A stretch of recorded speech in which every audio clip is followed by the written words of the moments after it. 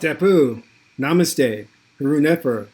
This is Kasank Keperu with another video for you. In this video, I'm going to talk about the idea of social engineering and some of the private secret societies that are instrumental in doing this. But before I do that, or talk about the subject matter, I want you to hit the like button on this video. If this is your first time to my channel, hit the subscribe button to get notifications on when I go live or upload new videos. And lastly, consider donating to the channel. It'll help me do more research and publish more in-depth ebooks that are for free and available to the general public.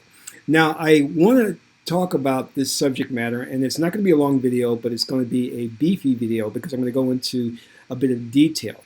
One of the things you have to understand is I talk a lot about pendulums and ergomores controlling our behavior, but the real individuals who are behind the scenes that are looking to manipulate the population and who have created things like a gender war, who have created things like feminism, racism, sexism, are these specialized groups, special interest groups or institutions that hide behind the guise of doing studies into society or human behavior.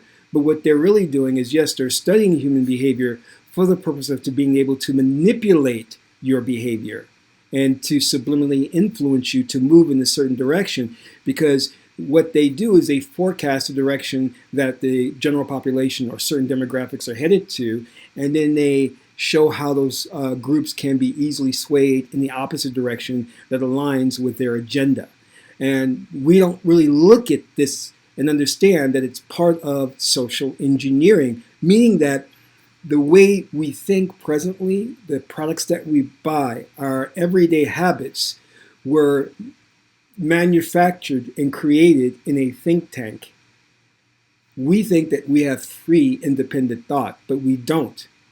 We live in a matrix where we're told how to think, what to believe, and we consequently move in that direction. Now, one of the foremost think tank institutions, and I've mentioned this on several of my videos, is Tavistock. Now, what is Tavistock? The Tavistock Institute of Human Relations is a British not-for-profit organization which applies social science, keyword there, to contemporary issues and problems. That's the guise they go under.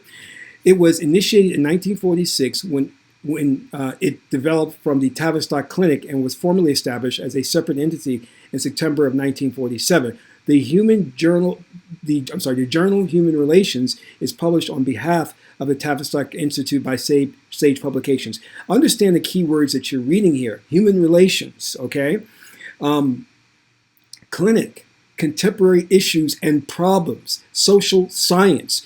They are studying us, and then what they do is they determine from our habits and the way our psychology is, if we're going to move in the direction that they want us to move, or if we will align with the agenda that they want. If not, then what they do is they create a plan for moving the population in the right direction.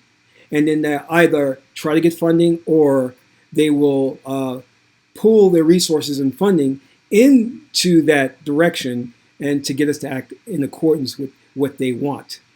So it may seem that they're doing these independent studies.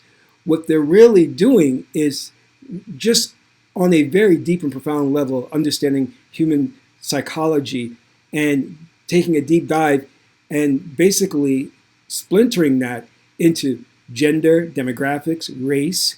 So they know who are the early adopters. In other words, who will jump aboard the trend and who will be brand advocates or influencers. I remember when I first got into advertising, one of the things that they told me was that advertisers are fighting for real estate in your mind. They want to be top of your mind when you think about purchasing an item. That brand wants to be the one that you think of and the only one you think of. So that's the whole idea of competing for real estate in your mind. Very subversive. So let's go on to the Frankfurt School, and this is very important. And here's what the Frankfurt School is.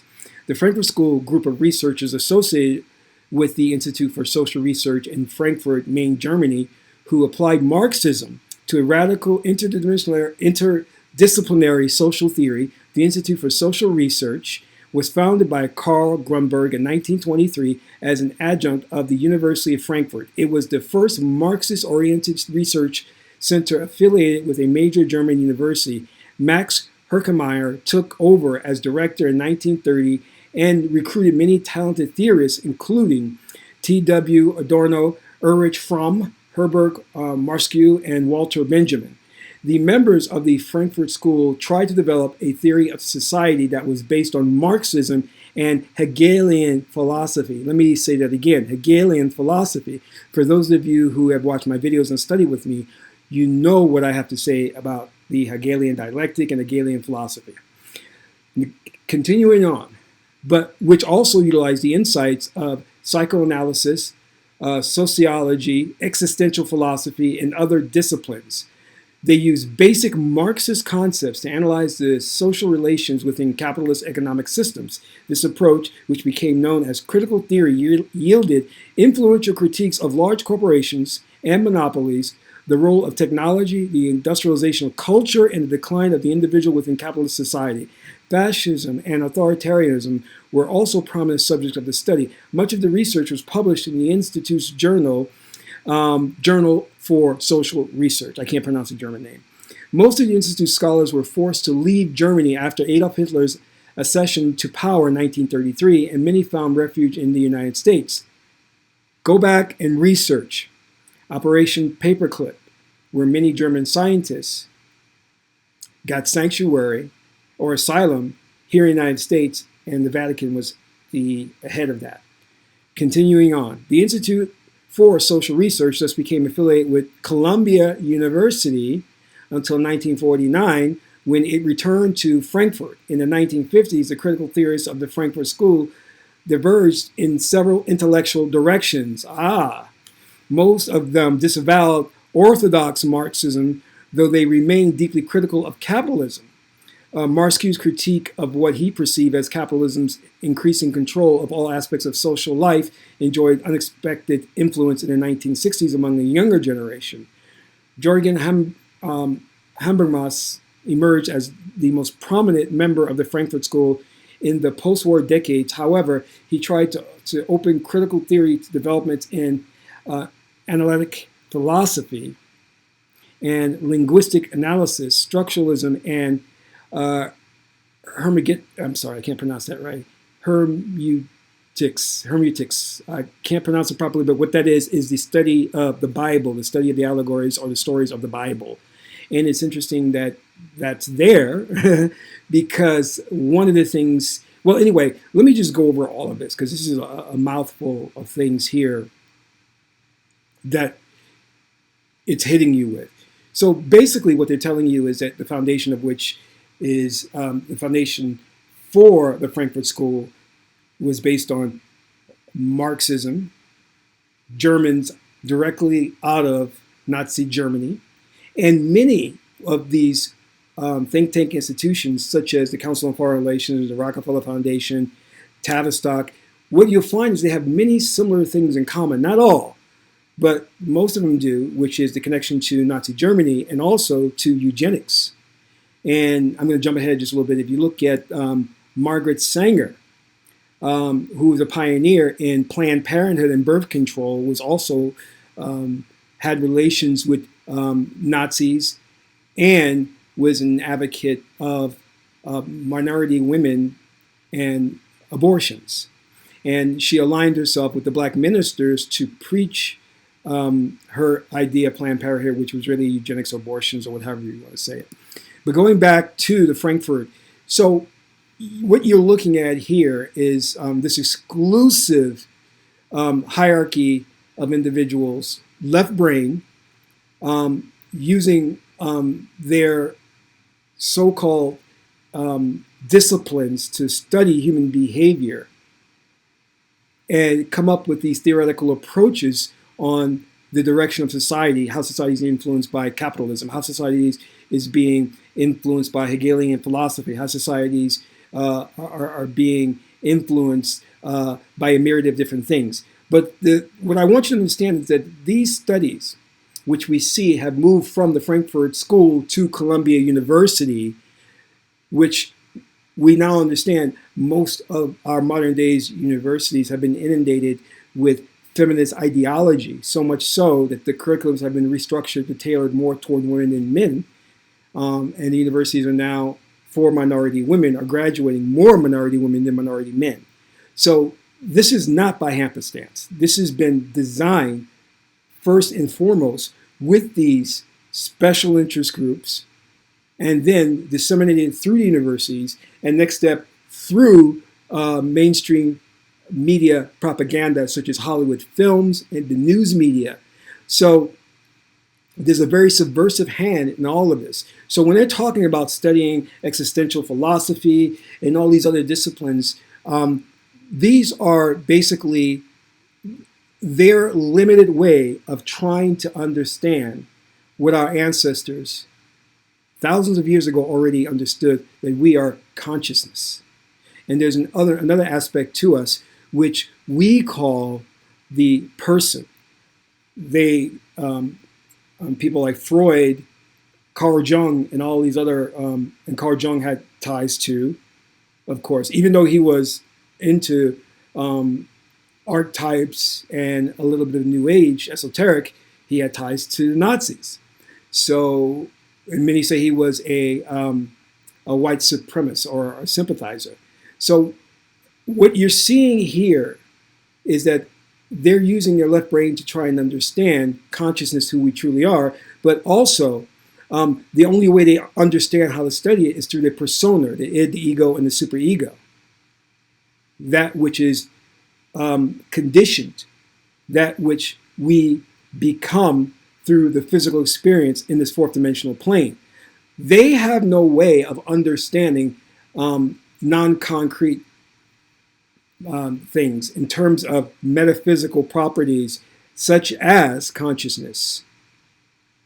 So for them, the end-all and be-all of things really comes from how they can structure society, come up with these disciplines to influence you, to move you in a certain direction, and to shape society to fit their very evil agenda, to create a dystopian future where you will be a self-imposed or a servant that fights to be enslaved, to willingly go along with your own enslavement.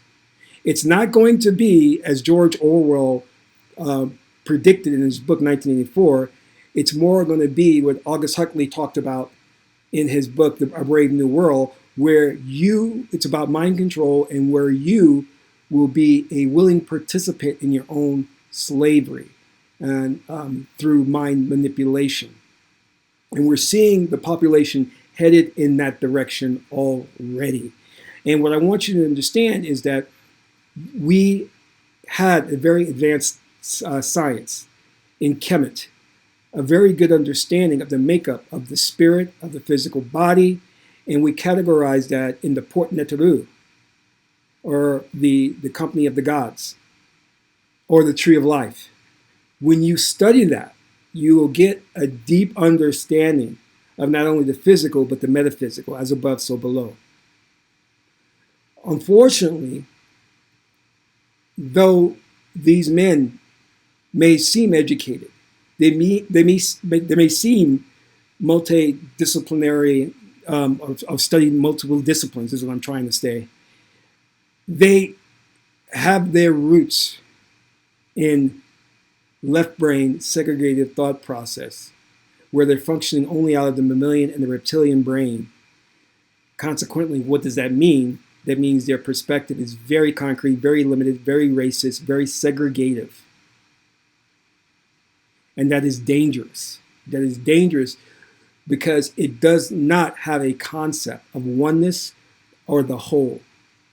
It seeks to separate, it seeks to label, it seeks to define, and it does not understand empathy. It doesn't understand holistic principles and oneness. So I want you to think about these institutions and what they're doing, because you may be living your daily life thinking you're free, you live in the greatest country in the world, but your actions and even your thought process, the real estate in your mind, has already been co-opted by these special research organizations and institutions. This is Kasank Ma Keparu, son of Ma'at and Tahuti. My aunt is the beautiful goddess Heteru. Until the next video, Amen Ra.